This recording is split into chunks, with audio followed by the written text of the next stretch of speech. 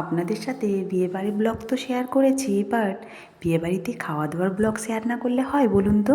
তাই চলে এলাম। সবাইকে রিঙ্কুর ব্লগে ওয়েলকাম। আর এই যে আমরা সবাই মিলে বসে গেছি খাবার খেতে।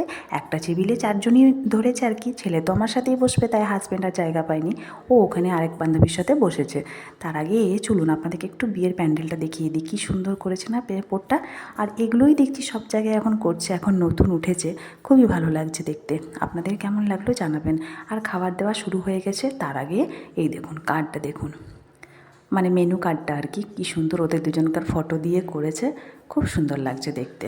এরপরে পাতা দিয়ে দিয়েছে, একে একে খাবার দেবে। কি কি দেয় দেখি চলুন, আপনাদেরকেও দেখাই আর আমিও খাই। প্রথমে পাতা দিয়ে দিয়েছে সবাইকে, আর জল তো আগেই দিয়ে দিয়েছে, নামিয়ে দিয়েছে। এরপরে আমাদের কাছে দিয়ে দিয়েছে, এটা হচ্ছে ওটা কি একটা লঙ্কা দিয়ে পরে ছিল আর কি, ওটার লঙ্কাটার নামটাই আমি ভুলে গেছি।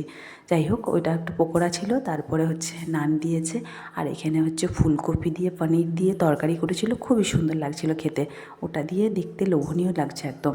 আর এই যে কমলা রাইস, খুব টেস্টি ছিল। ছেলে শুধু কমলা রাইস খেয়েছে, ও তো এমনিতেই জানেন কিচ্ছু খায় না। আর পাতে পড়ে গেছে মাংস। বাঙালিদের বিয়েবাড়ি মানে মাংস হবে না তাই হয়? তো মাটন তো আমার খুবই প্রিয়। ছেলে খায় না কিন্তু আমি তো খাই, খেয়ে নিলাম। আর চাটনি, তার সাথে পাঁপড়, মিষ্টি, আইসক্রিম, ওগুলো তো আছেই। যাই হোক, এগুলো খাবার দাবার খেয়ে নিলাম। কেমন লাগলো আপনাদের জানাবেন। তারপরে একবার আর বান্ধবীর সাথে দেখাও করতে চলে গেছি। এই যে দেখা করে নিয়ে এরপরে আমরা বাড়ি যাব। কাল ডিউটি আছে, তাই এবারে যেতেই হবে। তো যাই হোক, আপনাদের পুরো ব্লগটা কেমন লাগলো কমেন্ট করে জানাবেন। সবাইকে বাই বাই, সবাই ভালো থাকবেন, সুস্থ থাকবেন। বাই বাই সবাইকে। আর এই দেখুন একবার বরকেও দেখে নিন, বর এসছে তো তাই একবার দেখিয়ে দিলাম।